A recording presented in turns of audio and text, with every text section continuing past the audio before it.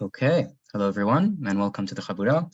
Tonight we have with us our beloved Rosh Bet Midrash, Rabbi Joseph Dweck, for an exciting public shiur titled Purim, the Existential Festival, which will be exploring the upcoming Moed. Some announcements. Last night, the Miami division of the Chabura hosted our dear Rabbi Yitzchak Bardugo for a shiur at Temple Moses, exploring his new sefer published through the Chabura, Understanding Chazal. I want to thank all those who were able to make it. Stay tuned for more Chabura events, and if you haven't, make sure to purchase a copy. And next, the Chabura will be sending out a form asking people for their feedback about how we are doing and how we can improve. The link will be shared in our chants and in the description of this video on YouTube.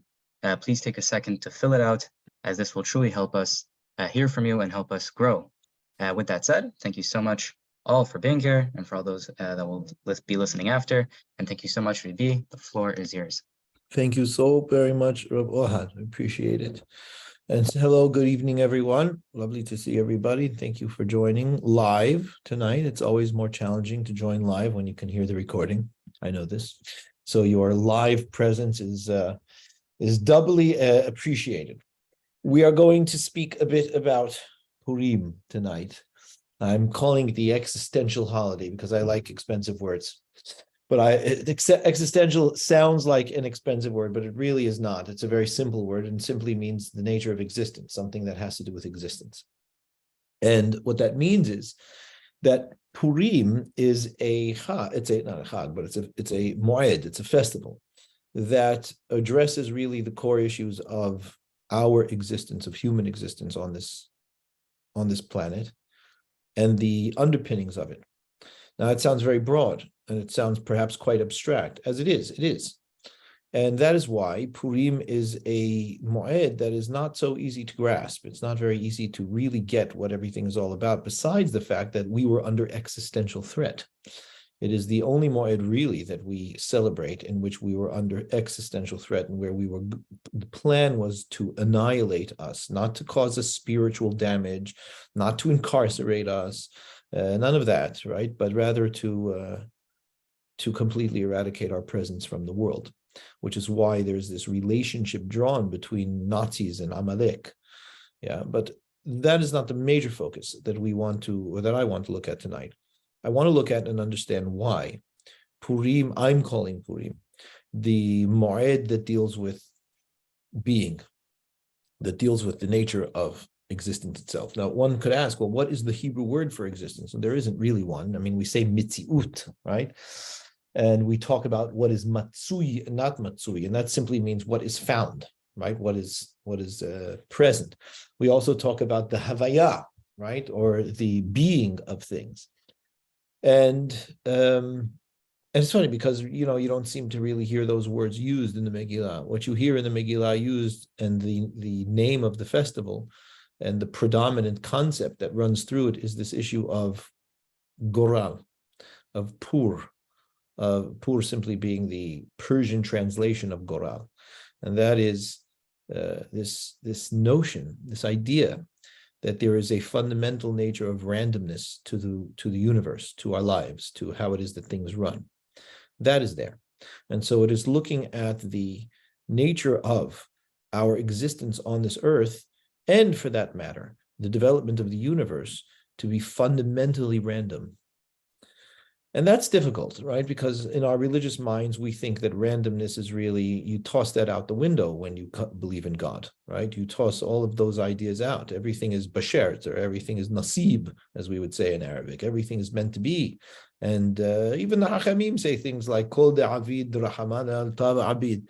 Everything that God does is ultimately for good. And that, not a single blade of grass, Gemaran Hulin Dafhet, not a single blade of grass grows in the field without an angel commanded by God whipping it, telling it to grow. So, people don't really know what to do with those things. That Gemara, for example, is used often to be able to negate the concept or the idea that there is this aspect of randomness in the world. But that Gemara is a poor choice to negate the aspect of randomness in the world, because people take that Gemara out of context. What that Gemara is dealing with is witchcraft. The whole sugya deals with witchcraft.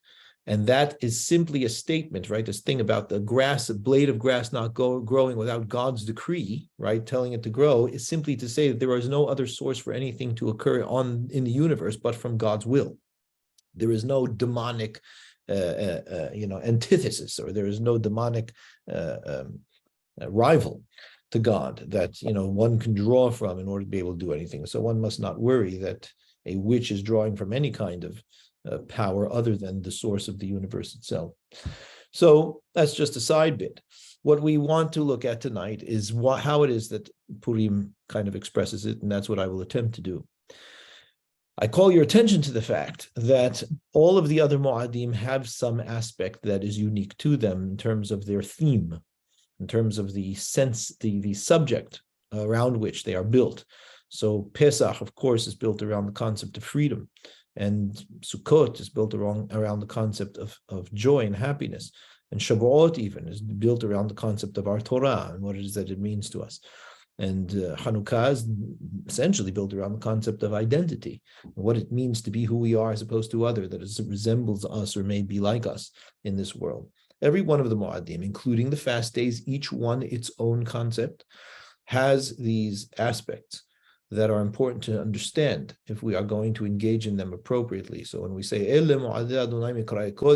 these are the appointments in time, which is literally what a mu'ad means, that are called kodesh, that are called sacrosanct, they are special. It means that we recognize them not just as a time to say kiddush or a time to pause and do particular mitzvot, but to actually understand what it is that the nature of the day is. What is the concept of the day? And that's what I would like to present to you tonight. So without further ado, let us have a look at some sources with regards to Purim. The first set of sources that we will look at is this peculiar placement that the Hachamim afforded to Purim. It seems that at least as far as the Hachamim are concerned, and it's essentially all in terms of what the Hachamim are concerned with, because the entire festival is established by the Hachamim. So they determine what it is and they define its nature and how we relate to it. Purim is unique in that it is evergreen. It will never go bad. It will never go away. It will never become irrelevant. It will never fall into the backdrop. It will never disappear in any sense of the word. Now you might say, well, what about the other festivals? Are they going to not be evergreen? Will they fall into the backdrop? Will they disappear in some capacity? Well, it would seem so. It would seem so because of what's said about Purim. When Purim is expressed as something that will never go away, it indicates that the other things in some capacity will. And it's not just the Mu'adim that we will find to be secondary in nature. I mean, I am not suggesting that the festivals in the Torah will no longer be held by Israel. Of course they will. All the mitzvot in the Torah may remain le'olam ul alamim, right, forever. But their significance will be overshadowed, right, by the Mashiach and the experiences of that time that we have. But beyond Mu'adim, the books of the Bible, the books of the Tanakh, those too will become, to a certain degree, less relevant to us than they are today, except for Megillah Esther. So the Hachamim put the festival, the Megillah, in this very, very special category, that it is always relevant, always meaningful, always at the forefront for us. And that itself is something that we have to kind of, think about and get our minds around. So I'm going to show you some of these sources just to be able to begin. And we begin here with the halakha of reading the Megillah itself. Look at the language. This is Harambam presenting the deen of reading the Megillah. The language is extremely powerful. Qira'at Megillah bizmanah mitzvat aseh medavrei sofrim. The reading of the Megillah in its appropriate time. Why does Harambam say it's appropriate time? Because the Megillah is allowed to be read in various other times in order to fulfill the mitzvah if there are certain circumstances keeping us from being able to read it in its appropriate time or on the day of Purim itself. And it is a mitzvah from the Sofrim, which means the Hachamim. It is well known, that it's not just that the Hachamim established it, Nebi'im were involved in establishing this. And everyone is obligated to read it. Anashim, men, nashim, women, gerim, converts, avadim, slaves that are freed. meaning that they have been freed and now become full-fledged members of Israel. We educate the children to read the Megillah as well. Even Kohanim that are on duty to serve in the Mikdash or in the Mishkan, and the Mikdash it would be, obviously, because this is we're talking about Purim, Mevatilin Abodatam. They stop their Avodah. And they all ba'in l'shmoa mikra Megillah, come together to hear the reading of the Megillah. V'chen mevatilin Talmud Torah l'shmoa mikra Megillah. We push aside study of Torah, which is never pushed aside for almost anything, to go and hear the Megillah. Kal v'homer. All the more so, if we push the study of Torah aside, we certainly push all the other mitzvot aside. Why? Because Talmud Torah keneged kulam, as it says, right? Talmud Torah is equal to all of them. All the mitzvot get pushed aside so that we can hear the Megillah. And then Harambam, in case we didn't get it up until now, says emphatically and clearly, En lecha davar. You have no thing. That Megillah, the reading of the Megillah, is pushed off for. It takes precedent over everything.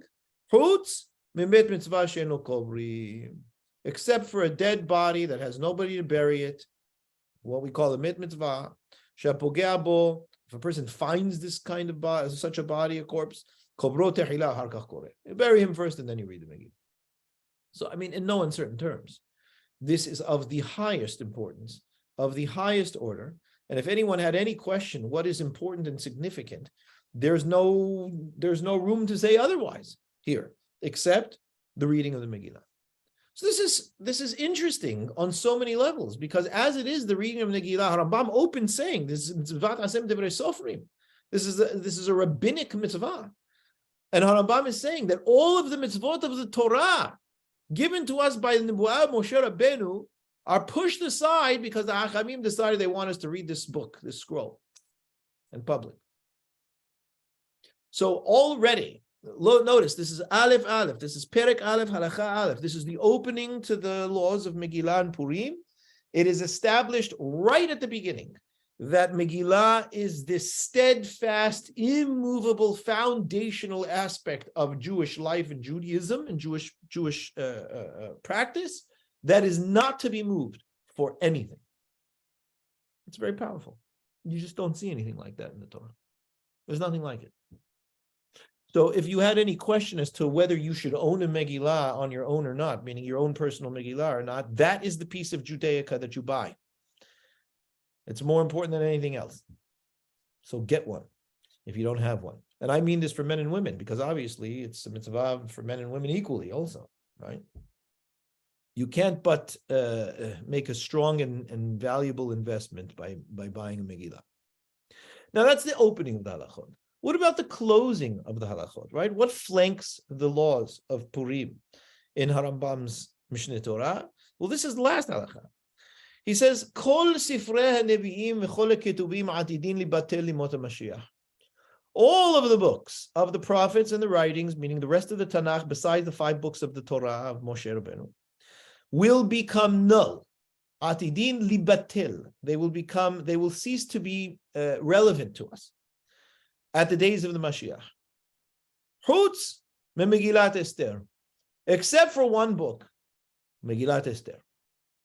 Harehi kayemet k'hamishah she'Torah u'kelchot shel Torah she'ba'al peh she'enan betelin le'olah. See, the Megillah of Esther, that is kayam, like the 5 books of the Torah and the mitzvot of the Torah and the dinim that are always relevant and always applicable to us for all time. So here, not only is Harambam saying that the mitzvah of reading the Megillah takes precedence over everything, he's saying the very book itself is equivalent to the Hamishah Homsheh Torah. He's equating it to the Hamishah. This book written by the Sofrim in the time of Esther, that's not even a full sefer, it's an Igeret, right? This book is equal to the Hamishah Homsheh Torah and is never batil. It's fascinating. There's something very foundational and fundamental about Megillat Esther that we have. And even though we will forget all of the tzarot in the days of the Mashiach, and we will come into full freedom and happiness and joy, as it says,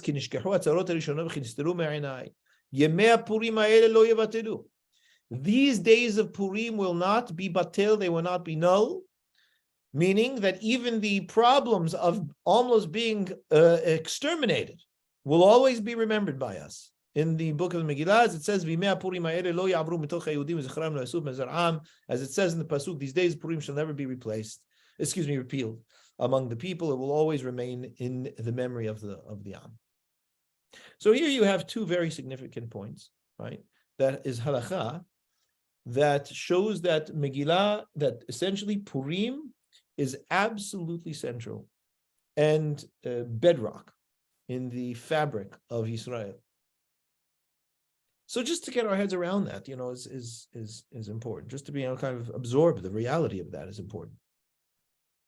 What are the implications? Achamim talk about the potency of Purim itself in actually asserting, affirming, endorsing the brit itself that we have with the Kadosh Baruch Hu, to the point that the brit that was established at Har Sinai is unfinished and really unresolved until Purim. That's a crazy thing. Another thing that the Hakamim say. Have a look at this. It says in Masechet Shabbat Pechet, it says that they stood at the bottom of the mountain, right? Tahtit Har is a way to talk about the foot of the mountain. But the Hachamim pick up on the wording of the Pasuk. It says Tahtit, which sounds like Tahat, underneath the mountain. Amarava Rabba Melamed. What does that tell us? That there's this Tahtit of a Har, right? There's this underneath the mountain going on. It teaches us that HaKadosh Baruch Hu picked up the mountain and placed it over their heads. And said to them, if you accept the Torah, great. And if not, you should be buried. This will be your burial place. I'll just drop the mountain on all of you and crush you like little ants. I will tell her, and she will find out what reason, and she will let you know. Maybe tomorrow, because she had to pick. Amarava Bar Yaakov says, well, Rav Abdimi is what he's saying is true. Now, it's important to recognize what I mean true. One does not need to believe that HaKadosh Baruch Hu lifted a mountain over the heads of the people, literally. But the point of this midrash is very, very clear. What is that, right? If HaKadosh Baruch Hu were to do that, what would the experience of Sinai be? The experience of Sinai is coercive. That's what the point of the midrash is. If that is what we are getting, right? If there is some element of that happening at Har Sinai, that means that Har Sinai was a coercive experience. And indeed, Rav Bar Yaakov points that out. He says, Mikan Moda'a Rabba Leoraita. This teaches us a huge point as far as the Torah is concerned and its obligation on us. What does that mean? It means if we were coerced into, if we were forced into accepting Torah, we do not really have obligation to keep it because it was not of our own volition or of our free will, which is a very significant point to make on whatever level, right? In other words, if you're going to take this midrash, the point of this midrash seriously, I'm not saying that you have to accept that there was a mountain that was lifted, but if you're picking up the nuance that Rav Avdimi is highlighting over here, which essentially is that HaKadosh Baruch Hu threatened us and made us receive Torah, and that the experience of Sinai may not have even been an overt threat, but the experience of Sinai was threatening on a certain level, even if it was threatening on a subconscious level. Even if we said Na'aseh v'nishma and had a very fervent feeling that we wanted to be involved with it. But that underlying that, there was this feeling of, well, what other option do we really have? Says Rabbi Yaakov, that is a major, major caveat to the acceptance of Torah.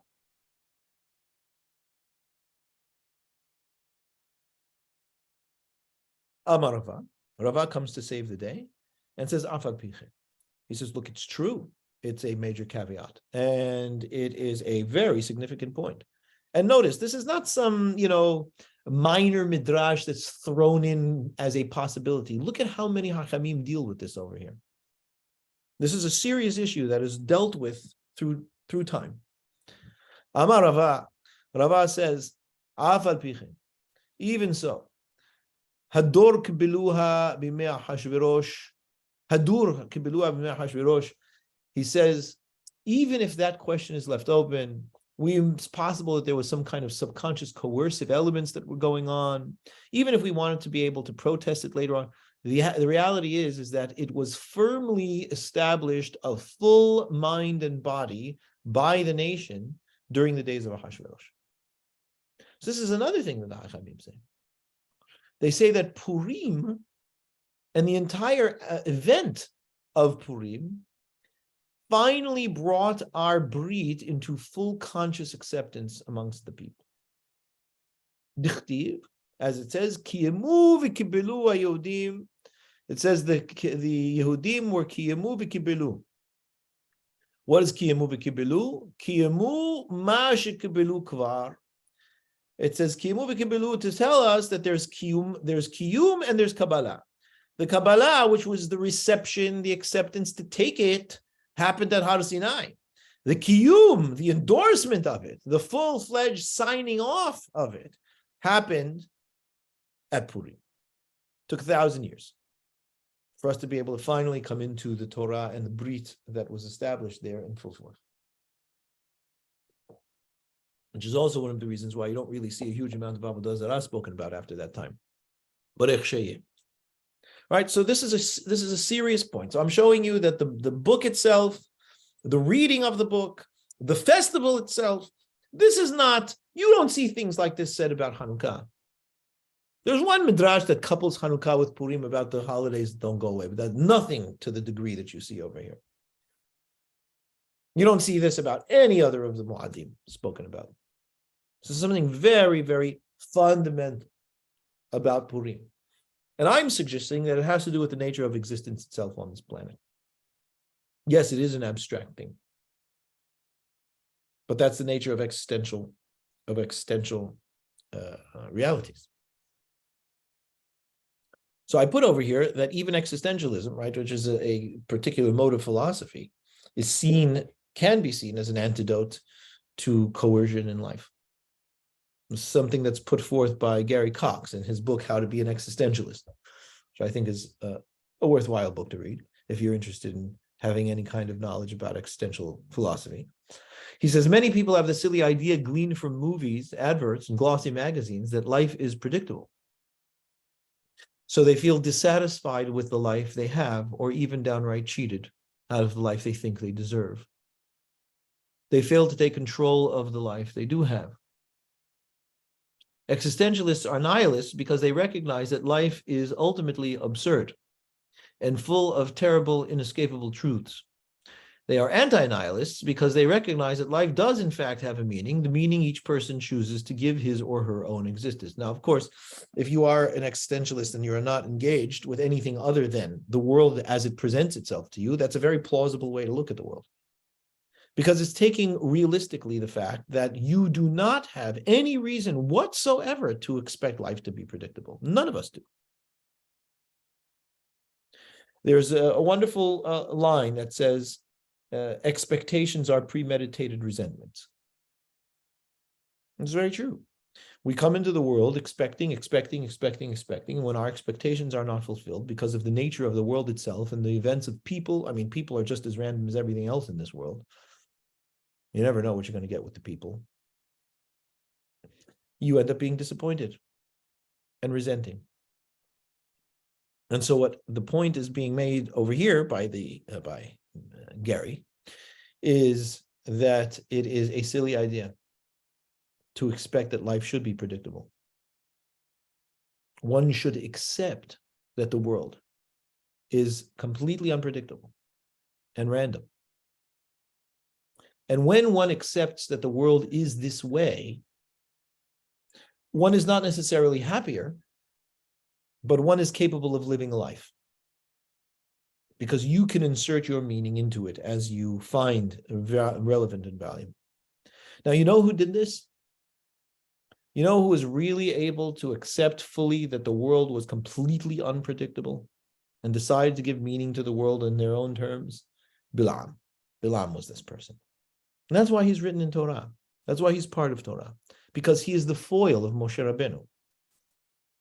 He's the foil. We don't know what Moshe is yet, but we know that Bilam is this. And we know that Bilam was the Rebbe of Amalek, as the Hachamim say. And we know that Bilam really thought that he should be the one. I mean, Hachamim have a tradition that he thought he should be the one that gives Torah to the Jewish people, to the people of Israel, to take them out of Egypt. He was shocked when it ended up being Moshe Rabbeinu. And think about the fact that Megillat Esther is straddling both of these worlds, right? Both of these the yin and yang of Bilam and Moshe. Not to connect them in any significant way, Chas v'Shalom, Havdil Elef Havdalot, but Megillah straddles both. Because Megillah deals with its fundamental reality. There is no other festival that deals with the reality of this truth, that life is unpredictable, that the world is random, that you really never have any idea what's going to be. The Megillah is the only one, and Purim is the only one in our repertoire that deals with this head on. So yes, the random themes that run through the Megillah and through Purim are extremely important. Because if nothing else, it reminds us that God Himself is completely and utterly random. Why would He be anything else? What path does God need to follow? What order of events does God need to follow? Is He not all and everything and purely one at once? Is He not completely and utterly free and sovereign to do everything and anything that He wishes at any time, even though we're borrowing the term time and all the other terms about Him? Is that not true? Is it not true that the fact that we believe that HaKadosh Baruch Hu has derachim, that He has ways of being, is some strange anomaly, that is stranger than saying, if we accept God, as the Matzui Rishon, is it not stranger than saying that God is completely at liberty to do whatever He wishes whenever, and to run a world that way? Well, that's what Bilam says. And it's what Amalek ultimately believe, which is why Bilam says about Amalek, Reshit Goyim Amalek. Amalek is the chief among nations.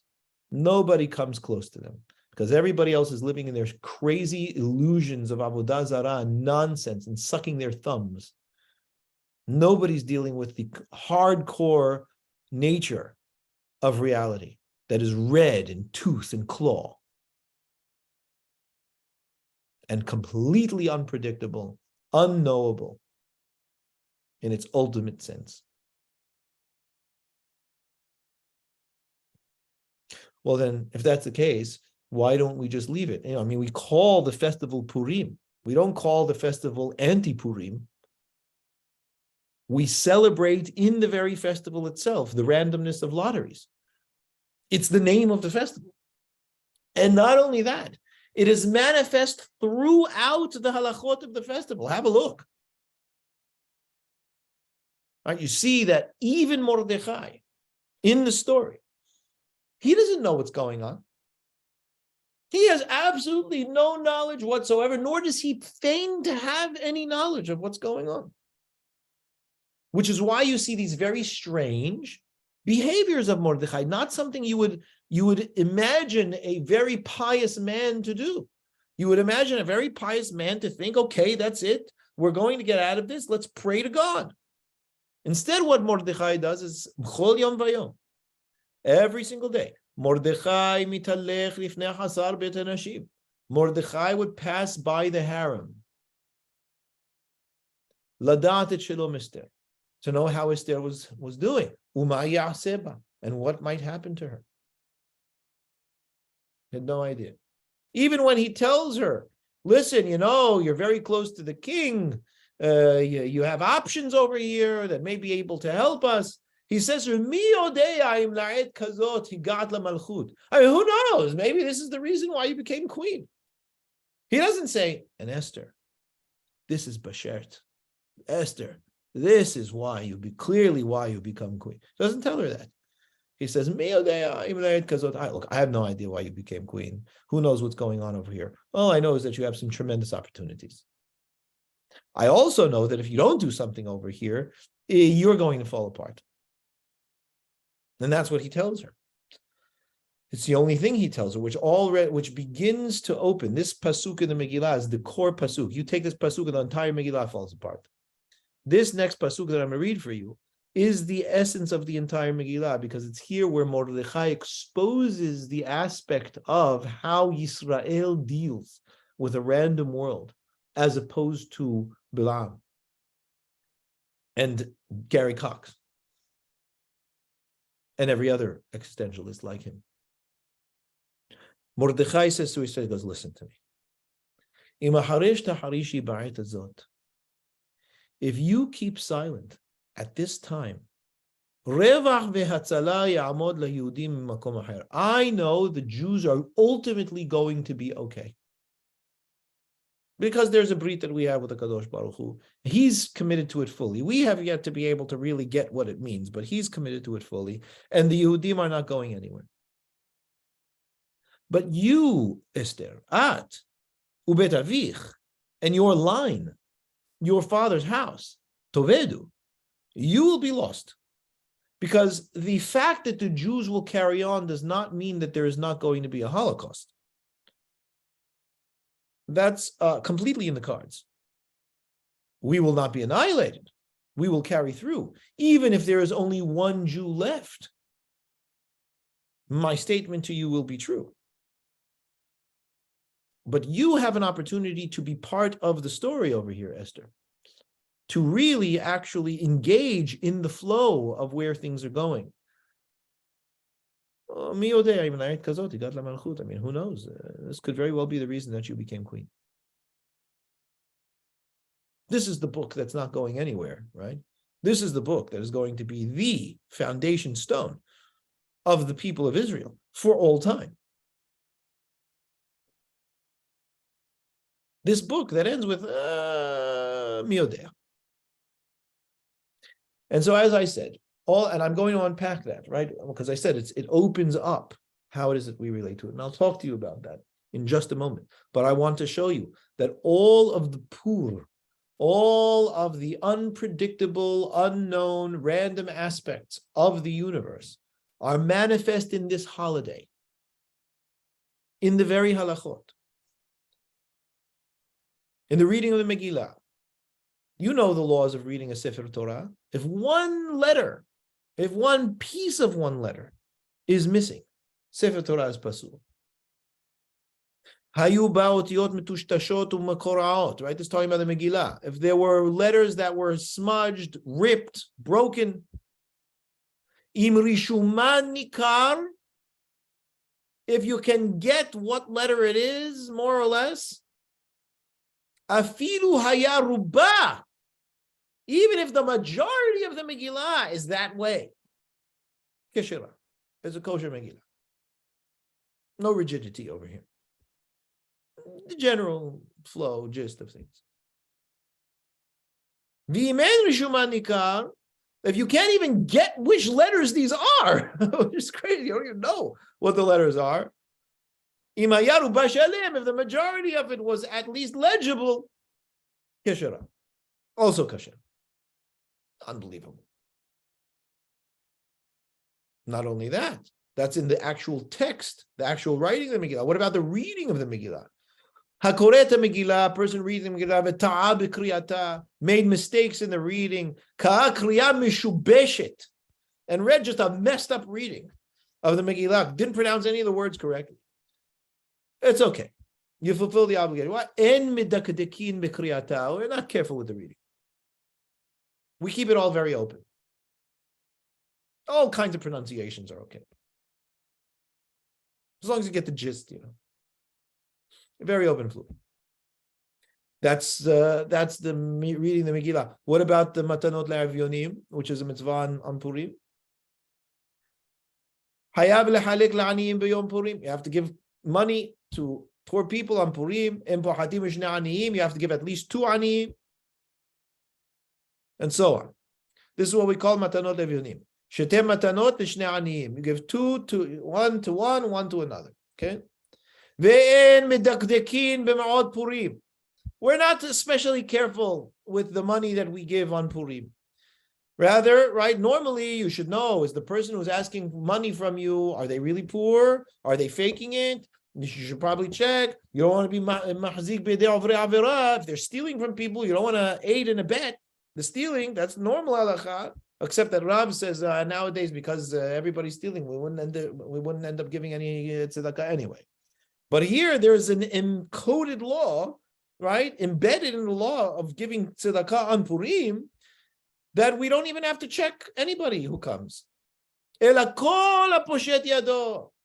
throw it all out there, right? No discretion. You don't have to make any judgments. No discernment. You give whoever opens up their hand.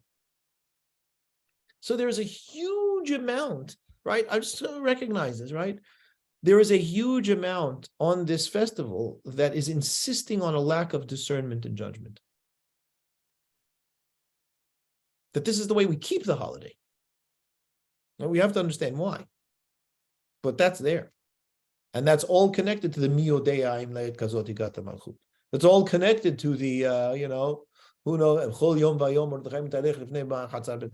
of course, connected to the entire concept that is central to the story of the whole fate of the Jewish people being due to a lottery. Let's throw it up to the randomness and see when we should kill them all.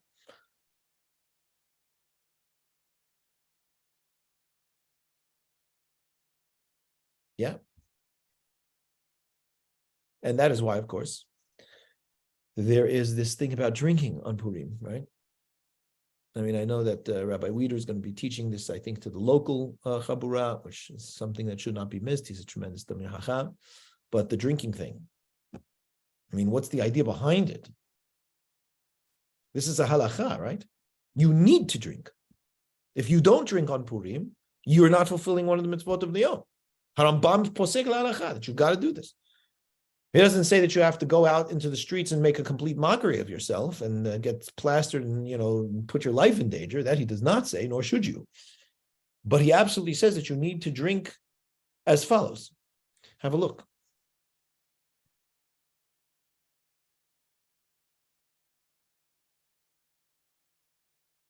The Gemara says, Amarava Rabba, mehyav inish lebesumeh befurya.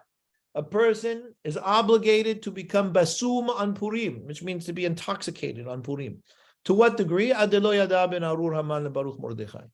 the point that he doesn't know the difference between Arur Haman and Baruch Mordechai. Do you know how plastered a person has to get to not know the difference between Arur Haman and Baruch Mordechai?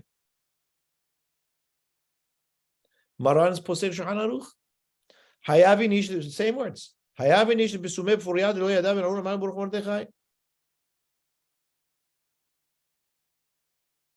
The Ramah says you don't have to read so much, drink so much that you forget all of your learning, right? Harambam says you have to drink to get drunk and then go to sleep. That's how he interprets Adi lo yada. You drink to the point of you get intoxicated and go to sleep. What do I hold? The not knowing the difference between Arur Haman and Baruch Mordechai doesn't mean that you completely lose consciousness and being able to know the difference between them. What it means is that you get drunk enough so that the question of Haman's evil And the question of Mordechai's righteousness can be expanded for exploration from alternative positions. I mean, was Haman really that bad? I mean, yes, he was a bit drastic, wasn't he? But did he not have reason to do this? Did he not recognize the threat of the Jewish people? Did we not start it, by the way? Way back with Yehoshua? Was there not this charge by God saying that we need to destroy all of Amalek? Did God not tell Shaul that he should have annihilated all of Amalek from Havilah to Shur? Who started it? And Mordechai, right? Even the Hachamim bring this out. Ratzui l'rov echav. Hachamim say rov echav. This is one man decided he was going to stand for his principles and drag the entire nation into mortal danger. Sure, I say this to you now, and it's hard for you to absorb, but have a couple glasses of wine. It'll be a little bit easier for you to be able to entertain. Why? Why all of this? Why all of this lack of discernment? Now, I tell you, drinking wine, as the Gemara says in Eruvin, you become more like God that way. Anybody who allows himself to be appeased by his wine, gives himself over a bit to his wine, acquires a bit of the dot of his maker. You begin to know a little bit what it's like to be God. What does that mean? Look at Rav Nachman over here. Although Rav Yehuda Amar Shmuel says, if you've had a revi'it of wine, you shouldn't really be moreh halacha. Rav Natan says it's rubbish. Rav Nachman, he says, Lo ma'aliyah hashma'at la ma'aliyah. Hashma'ata, I don't take that shma'atata. I don't take that teaching of Rav Yehuda. He goes, if I haven't had a revi'it of wine, I can't think clearly. I'm too rigid in my thinking. I need to be able to be open to the possibilities of the case. I don't sit on the Beit Din without a revi'it of wine.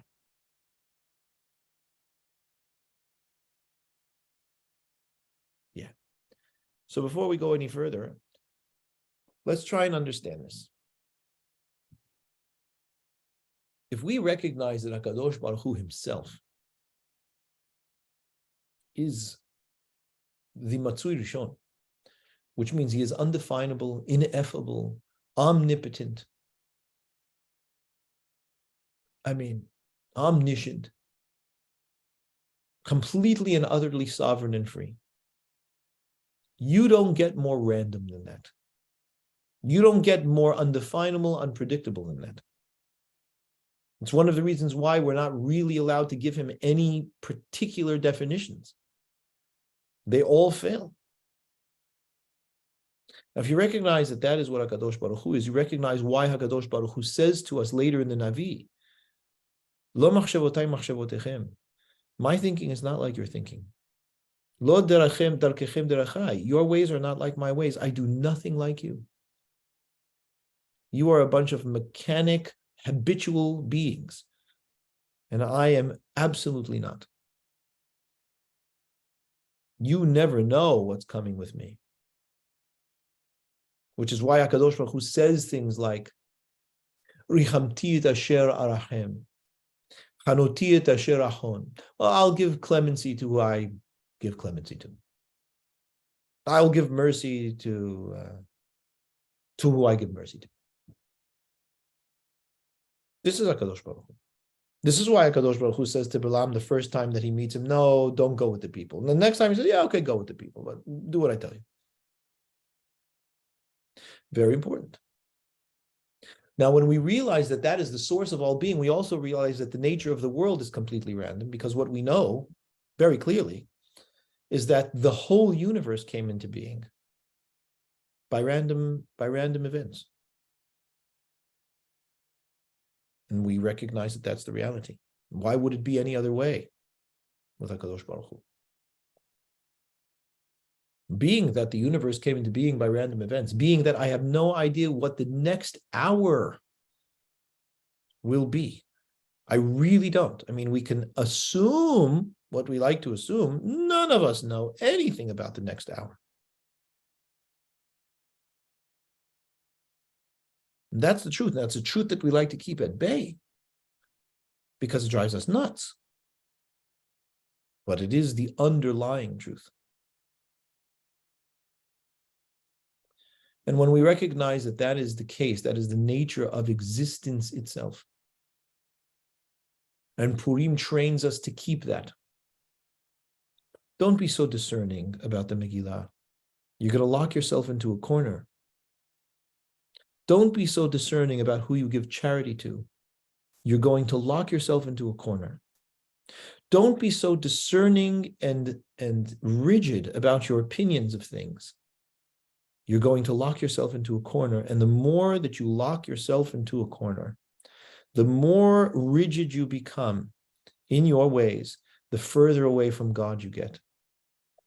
Because you become the master of all things and you do not allow yourself to experience, be surprised by, explore the things that HaKadosh Baruch Hu is and has and presents in this world to you. So relax when you're reading the Megillah. Relax when you're writing it. Relax when you're reading it. Relax when you're giving the charity. As a matter of fact, have a cup of wine, maybe two.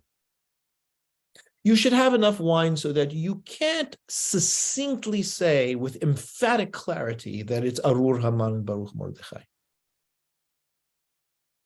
I mean, you should follow Rav Nachman. Rav Nachman wouldn't get on the Bet Din until he had a riverite of wine that allowed for him to open up his mind so that he wouldn't come to the case biased, that he would open himself enough to be able to hear the possibilities presented and not come with preconceptions. And that is why, if you have a riverite, if you allow yourself to be appeased by your wine, yesh bo midat kono, you're like your maker. You start to see the world very, very, very, very slightly like God does, in full expanse.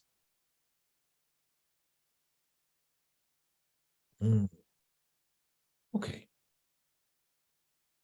Well, isn't that dangerous? Yes, it is. It creates people like Bilam and Amalek and Haman. Except that for us, we didn't reject all of that. We've incorporated it into the holiday. Like I said, we actually named the holiday Purim. Hu HaGoral. Well, then what is the antidote? What is the antidote? The antidote is not, and I highlight and underline and emphasize, the antidote is not to reject randomness, to reject the fact that you have no idea what is going to happen the next minute. Forget about the next hour. You accept that. You be a big boy and girl and understand that that is the nature of God's universe, of God himself, and of your life.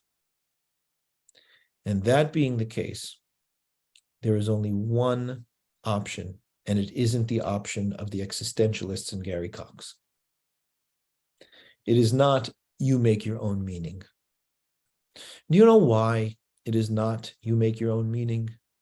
Because as strong as you believe your meaning to be, in the quiet moments at night when you are alone in your bed with nothing but your thoughts, you know that there is an abyss of meaninglessness underneath you.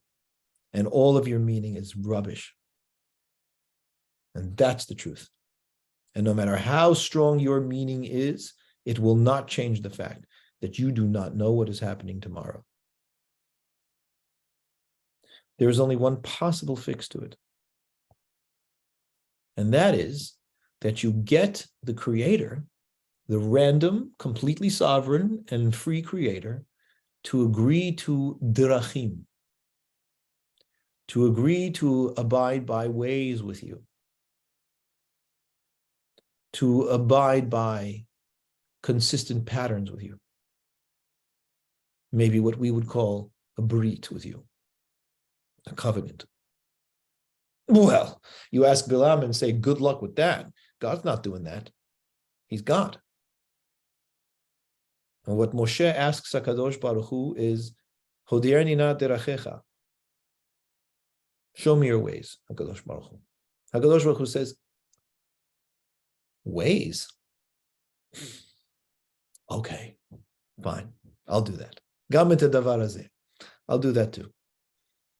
I'll show you. I'll give you ways. But I reserve the right to give mercy to whoever I want, to give hanina to whoever I want. I'll do the ways with you, Moshe, but to a degree. And that is the expanse of the Matsui Rishon coming into the eye of a needle.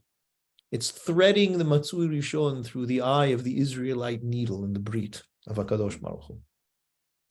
That until Purim, we really didn't get what it meant. Because until Purim, we were idol worshippers. And we believed that the mode of interaction with HaKadosh Baruch Hu was appease the gods. And that's what we did for 1,000 years en masse. I mean, sure, there were the individuals among us who got it, like the Nevi'im and Moshe and some of the special ones. But for the most part, we were nothing but appease the gods like all the goyim around us. Just read the Nevi'im. It's replete. It doesn't end. We were Avodah Zarah worshippers. And if we were Avodah Zarah worshippers, we had no knowledge of this whole concept of the God that Bilam understood. We didn't get it. Amalek got it. We didn't. But what did we finally get at Purim? What we finally got at Purim, when HaKadosh Baruch Hu is not making miracles, when he wasn't standing in and saving us from whatever it was that needed saving in these magical ways, when he wasn't sticking his nose into the world that he created in the universe as it was, when he simply flowed through the entirety of it as it was in its natural state, in its full random sense that he created and ultimately took its cue from him, we understood that when we call to him, he listens. And the only reason he does is because we have a brit. And the only reason we have a brit is because HaKadosh Baruch Hu agreed to bind himself for the love of this people. And that is the truth of Am Yisrael. And I tell you all, it is either that or what the existentialists say. There's no medium. There's nothing else. Everything else is Avodah Zarah. And that's why you have to accept the randomness into the holiday. Because if you don't accept the randomness into the holiday, you miss the point.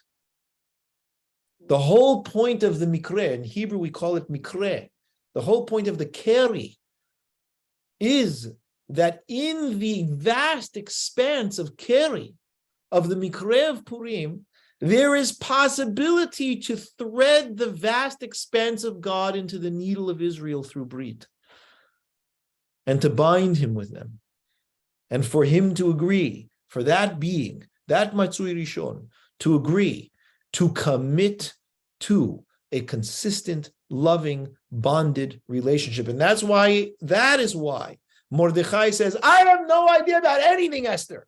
I don't know if there's a reason you became queen. I don't know what they're doing with you. I can tell you one thing. The Jews will carry on. And I know that, Esther, because we have a brit with him. It may be a Holocaust. The brit does not preclude that. It may be that there's only, as it says in the Navi, V'yitzalti et asher ashir. I will keep whoever's left. Maybe there's only one Jew. It's a very thin, conservative, strict reading of the fine print of the Brit. But it is the Brit. And the Yehudim, Revach v'atzala yavo l'makom acher. I tell you that, you can take to the bank, Esther, because HaKadosh Baruch Hu promised that. When HaKadosh Baruch Hu promises something, you can take it to the bank. None of the other stuff is promised. All of the other stuff is God in his full sovereignty. And it is only in that brit that la Yehudim hayta orav simcha v'sason v'ikar. The ikar is what happens to keri when there is actual focus, commitment, and care. And the only reason that the focus and commitment and care means anything is because of the randomness of the sea from which it comes. Because definitely did not need to be that way. And the default is that it should not be that way. Haman is right. Reshit Goyim Amalek. But Yisrael Osehai. And that is why Rambam says the following. He brings Purim down to one point, and have a look. So beautiful.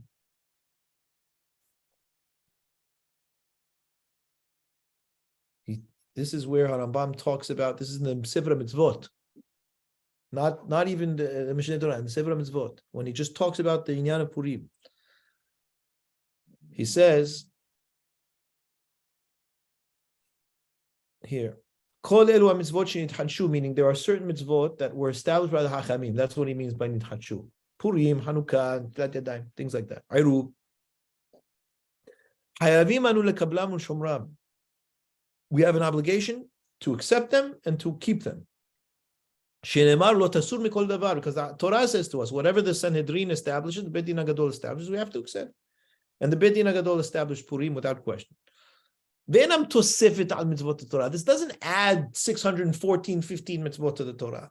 They're separate. They're their own thing. A Navi,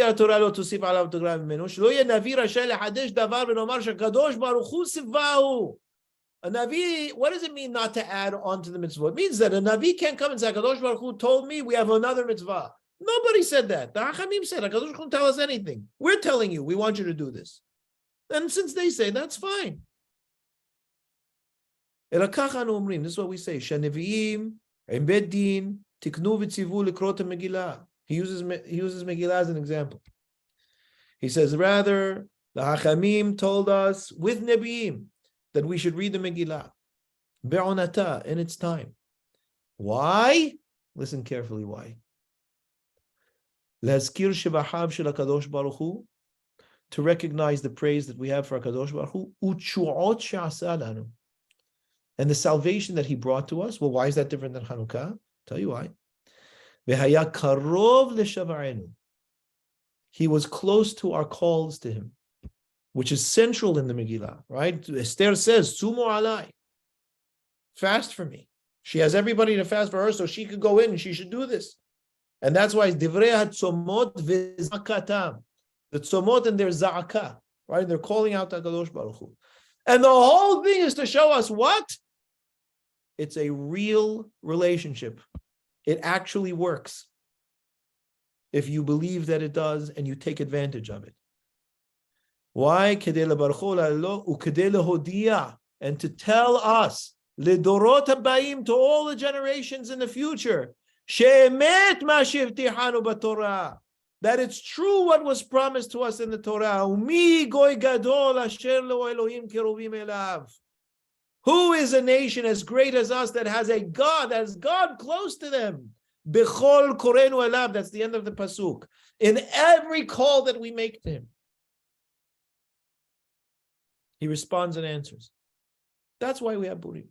What? To remind us not just of the Berit, but that's why the Achamim say, Kiyimu v'kibilu ha'Yehudim od'a rabba le'oraita, says Rabbi, yeah, but Purim, it was sealed. Why? Because we finally got it. And we realized that even in the face of complete extermination that was essentially established by Haman, that who had any idea how the heck we were going to get out of that? That there was a promise made, and that we came together as an entire people and fasted as one and prayed as one and sent Esther in to take care of it. Bechol korenu elav. Milanu goy gadol. That's what we have. And that is significant and yakar only in a sea of randomness. That God decided to commit to. And that it is real and it is there. That's Purim. Purim brings us to deal with the nature of existence itself. To acknowledge that it is absolutely random and uncertain, because God is. And that the only thing in that reality that Bilam and Amalek know so well, there is only one thing that can fly in the face of that. And that is HaKadosh Baruch Hu's love for us and our love for him and our bonded covenant together. And there is nothing else. And if you take away that bonded covenant, you take away that berit, you are left with Gary Cox and the existentialists and exactly what they say. Which is why the Hachamim juxtapose Bilam to Avraham Avinu. There's no two ways about it. There's only him and Avraham, him and Moshe. There is nothing else. That's the reality.